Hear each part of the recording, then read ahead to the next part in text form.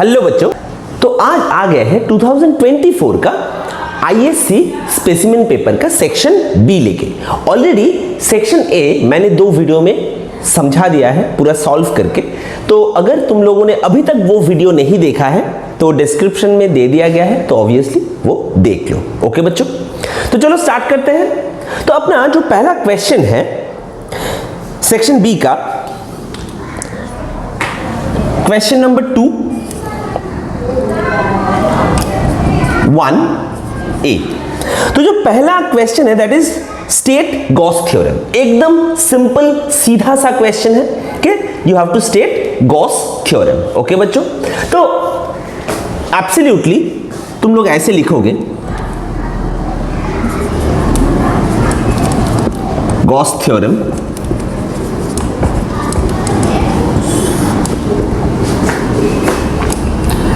the total flux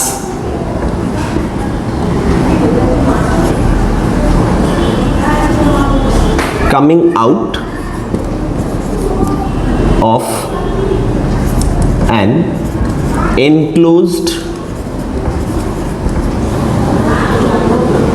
charge is equal to 1 by epsilon naught times the charge। तो ऐसे हम लोग लिखेंगे, अलग अलग बुक में अलग अलग तरह से दिया जाता है, तो ये एक वर्जन मैंने तुम लोगों को दिखाया। लेकिन ऑब्वियसली तुम कोई भी वर्जन लिखो, ये मत भूलना कि इसका जो मैथमेटिकल एक्सप्रेशन है वो लिखना मत भूलना, phi is equal to q by epsilon naught। Okay, और इसके साथ साथ एक छोटा सा ये अगर Q चार्ज है और ये एक गॉसियन सरफेस है, गॉसियन सरफेस। ओके, तो ये यहां पर ऐसे ड्रॉ कर देना, तो ये अच्छा रहेगा, बढ़िया रहेगा। तुम लोगों को दिमाग में आ सकता है कि अगर ये ना लिखे तो क्या नंबर कट जाएगा? ना, एकदम नहीं कटेगा। लेकिन जब एग्जामिनर चेक करेगा ना, तो यही सब चीज एग्जामिनर का जो कंसेप्ट है अबाउट यू वो बढ़ाएगा। Let me tell you, topper बनना है, 100 में 100 उठाना है, तो कुछ तो अलग अपने प्रेजेंटेशन में रहना पड़ेगा, इजंट इट? तो यही वो सब है जो मैं आगे आगे तुम लोगों को सिखाता रहूंगा। तो उसके लिए कंसंट्रेट करके मेरा लेक्चर सुनना बहुत ज्यादा जरूरी है। ओके बच्चों, तो चलो स्टार्ट करते हैं अपना नेक्स्ट क्वेश्चन।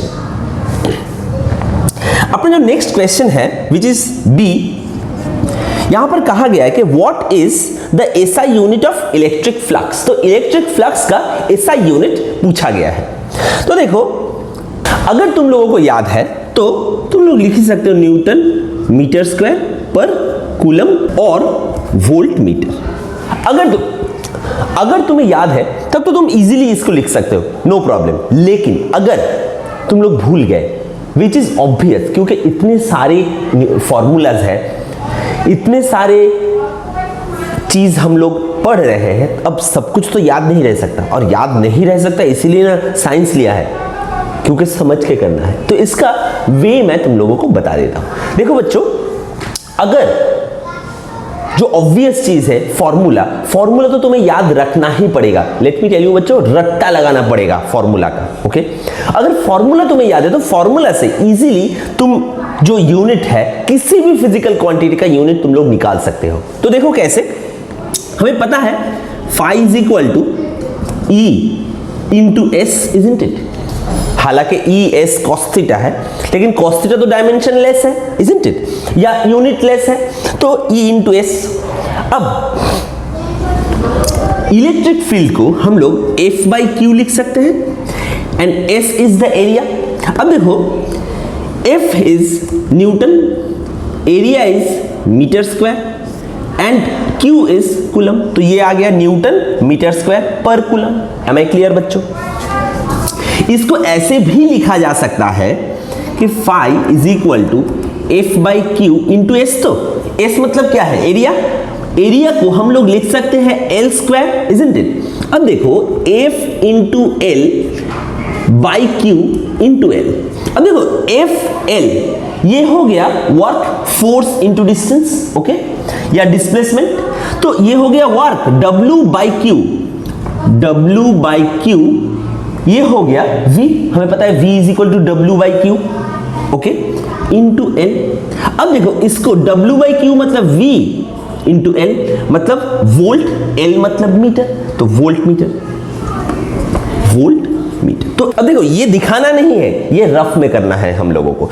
अब ऐसे तुम लोग, अगर तुम्हें याद भी ना रहे यूनिट या डायमेंशन, तुम लोग ऐसे यूनिट या डायमेंशन को डिराइव कर सकते हो फ्रॉम द फॉर्मूला। एक चीज हमेशा याद रखना है, which is the formula. Okay बच्चों, आ जाते हैं अपने नेक्स्ट क्वेश्चन में। तो बच्चों अभी इसके बाद वन का ही जो और है, मतलब 2, यहां पर बोला जा रहा है कैलकुलेट इक्विवेलेंट कैपेसिटेंस। तो हमें निकालना क्या है, इक्विवेलेंट कैपेसिटेंस निकालना है, C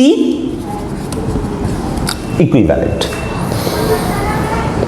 if n identical capacitors each of capacitance C are connected in series। तो हमारे पास क्या है, देखो बच्चों इसको मैं ड्रॉ कर देता हूं। ये एक कैपेसिटर है, ये दूसरा कैपेसिटर है, ये तीसरा कैपेसिटर है, और ऐसे करते करते करते करते n नंबर ऑफ कैपेसिटर्स हमारे पास है।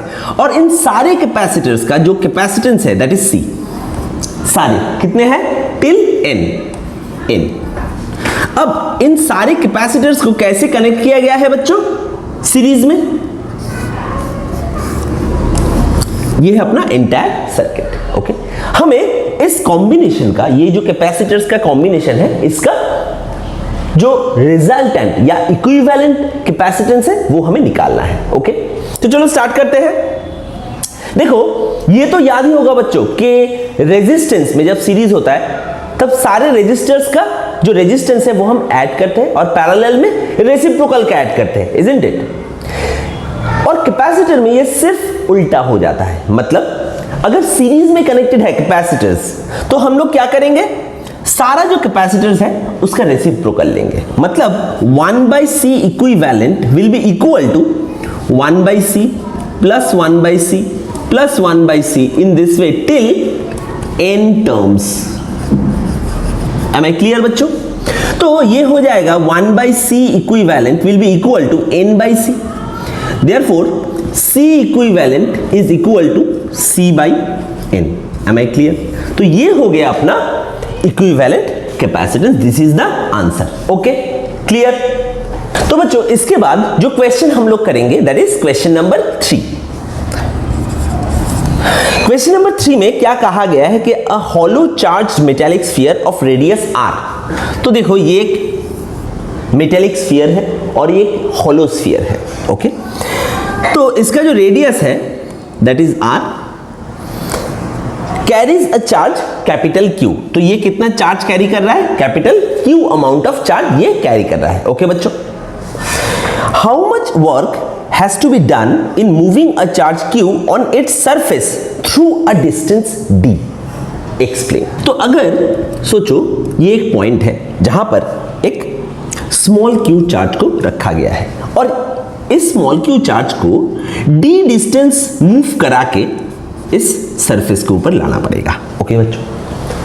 d डिस्टेंस इसको मूव कराएंगे और इसके सरफेस के ऊपर लाएंगे। तो देखो बच्चों यहां पर एक पॉइंट ले लिया गया है जहां पर Q चार्ज है, और इस Q चार्ज को d डिस्टेंस मूव करा के हम लोग इस सरफेस के ऊपर लाएंगे, ओके। अब ये तुम लोगों को लग सकता है कि क्यों मैंने सेंटर से d डिस्टेंस क्यों लिया, यहां से यहां तक भी तो ले सकते थे। लेकिन देखो बच्चों पूरा सरफेस में अगर Q चार्ज रहेगा तो यहां पर भी रहेगा, यहां पर भी रहेगा, यहां पर भी रहेगा, यहां पर भी रहेगा, इजंट इट। तो हम लोग ऐसे पकड़ रहे हैं कि जो डिस्टेंस है दैट इज फ्रॉम सेंटर, मतलब अगर एवरेज या मीन ले ले तो यही निकलेगा, ओके बच्चों। तो इसीलिए d ये डिस्टेंस लिया है from centre to the point charge Q। Am I clear? अब यहां पर पूछा क्या जा रहा है, how much work has to be done. मतलब ये Q चार्ज यहां पर लाने के लिए, सरफेस में लाने के लिए कितना वर्क हमें करना है। अब देखो यहां पर एक सिंपल कॉन्सेप्ट हम लोगों को अप्लाई करना है। हमें पता है V is equal to W/Q। तो W is equal to V into Q, ये सुन लो। तो अगर W is equal to VQ ये फॉर्मूला अगर अप्लाई कर सके यहां पर तो हमारा आंसर निकल जाएगा। तो देखो, अगर हम पहले निकाले कि इस पॉइंट पे सरफेस में, ऑन द सरफेस, इसको अगर पॉइंट A पकड़ ले, इस पॉइंट पे पोटेंशियल क्या है, और ये अगर B पॉइंट है तो यहां पर पोटेंशियल क्या है। तो देखो,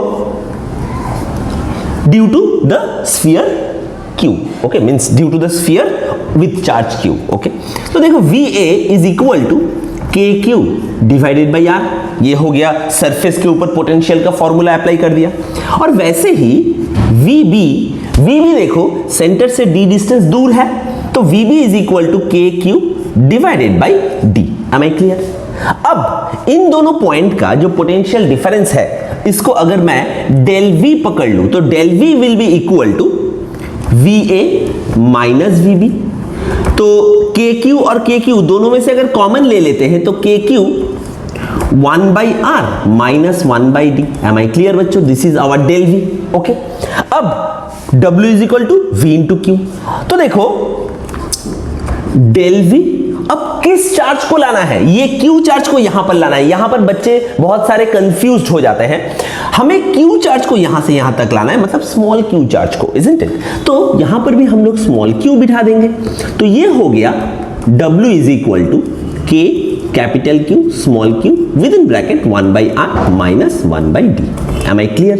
this is our answer.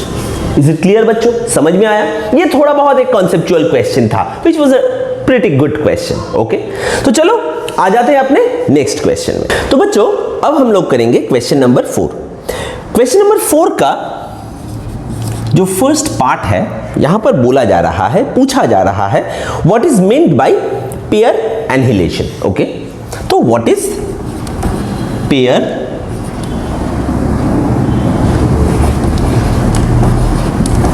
Annihilation, ये हमें बताना है, ओके बच्चों। अब यहां पर एक बहुत ही बढ़िया चीज तुम लोग सीखने वाले हो कि what is pair annihilation and what is pair production, okay बच्चों। क्योंकि अगर तुम्हें पेयर एनहिलेशन सिर्फ मैं डेफिनेशन बता दूं तो ये उतना अच्छे से पल्ले नहीं पड़ेगा तुम लोगों का, ये दोनों ही हम लोगों को समझना है, ओके बच्चों। तो बच्चों अगर पेयर एनहिलेशन पूछा जाए, सबसे पहले जो आंसर हमें लिखना है वो मैं बता देता हूं कि when an electron and positron collide they disappear giving off two gamma rays, okay. So this is known as pair annihilation. मतलब दो मास तुम्हें दिया गया और वहां से तुम्हें क्या मिला? एनर्जी मिला, and this two masses completely converted into energy. मतलब उसके बाद after the conversion of energy, energy जब कन्वर्ट हो गया उसके बाद थोड़ा सा भी मास का मौजूदगी नहीं रहा, मास रहा ही नहीं, मास हो गया वैनिश, ओके बच्चों। तो देखो यहां पर ऐसे हम लोग दिखा सकते हैं कि अगर ये एक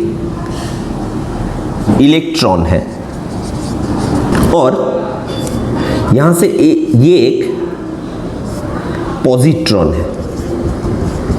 अब बच्चों अगर पॉजिट्रॉन तुम्हें अभी तक नहीं पता तो बता देता हूं, इलेक्ट्रॉन का जो एंटी पार्टिकल होता है वो होता है पॉजिट्रॉन, और इलेक्ट्रॉन का चार्ज, पॉजिट्रॉन का charge absolutely equal in magnitude and opposite in charge होता है। मतलब electron -1.6 into 10⁻⁻⁹ and positron +1.6 into 10⁻⁻⁹, okay बच्चों।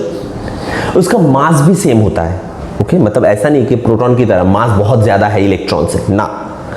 Electron and positron they are anti particle, मतलब सोच लो they are mirror image of each other, mass will be same, charge is opposite, okay.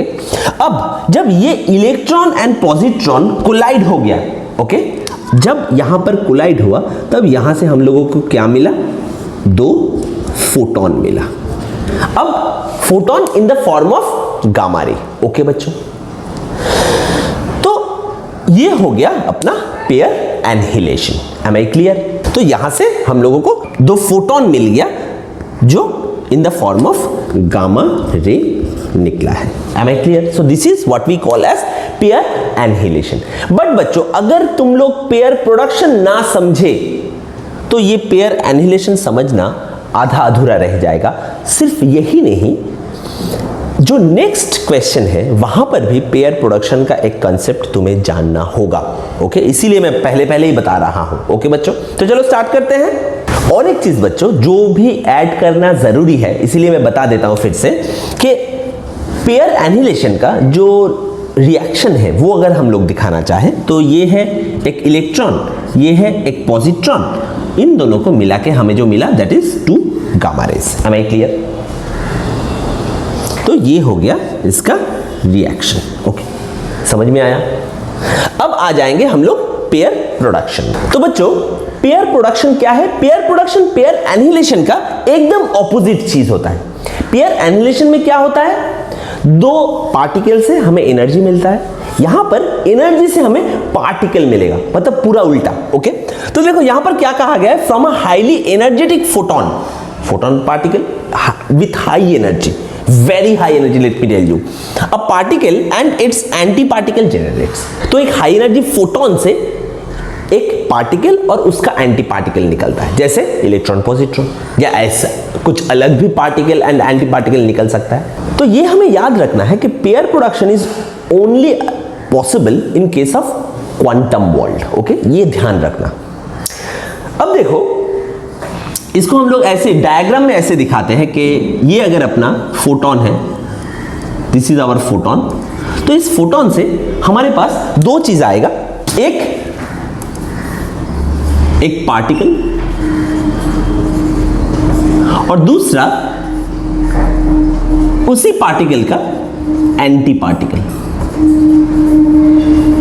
M I clear बच्चों? तो ये हो गया अपना पेयर प्रोडक्शन। अब हम लोग जो नेक्स्ट क्वेश्चन है इसमें आ जाते हैं। यहां पर क्या कहा जाता है कि give any one example where energy is converted to matter. अब देखो यहां पर मैं 1 एग्जाम्पल नहीं, मैं तुम लोगों को 3 एग्जाम्पल दूंगा। सबसे पहले न्यूक्लियर फ्यूजन।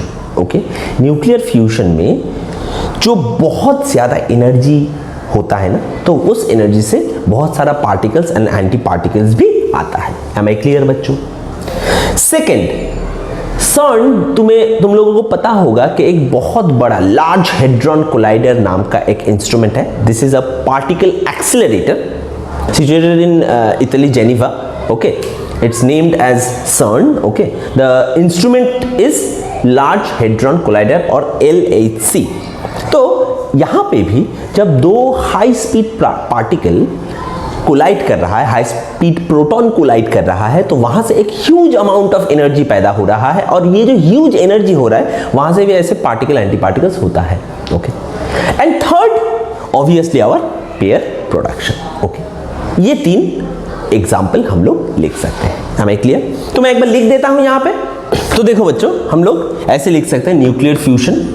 ओके, दूसरा पेयर प्रोडक्शन। पेयर प्रोडक्शन तो तुम ऑब्वियसली सबसे पहले भी, मतलब अगर एक दिया गया है तो ऑब्वियसली तुम पेयर प्रोडक्शन ही लिख सकते हो। क्यों? क्योंकि ऑलरेडी पेयर प्रोडक्शन समझाया गया है, और इसका पिछला वाला जो question that was on pair annihilation. Okay, तो पेयर प्रोडक्शन तो तुम लिख ही सकते हो। उसके बावजूद भी तुम LHC, CERN में जो LHC है, लार्ज हेड्रॉन कोलाइडर, उसके बारे में भी बता सकते हो। Okay, any one example. Okay, but the most suitable example I will tell it is pair production. Okay, second is nuclear fusion and third is LHC. Okay, तो बच्चों तुम लोगों पे ज्यादा लोड ना पड़ जाए, इसलिए मैं जो टोटल सेक्शन B है उसको कुछ पार्ट में डिवाइड कर लेता हूं। ओके, तो आज मैं यहां तक ही दिखाया। नेक्स्ट वीडियो में मैं तुम लोगों को अगला जो क्वेश्चंस होगा वो सॉल्व करके दिखाऊंगा। ओके बच्चों, थैंक यू।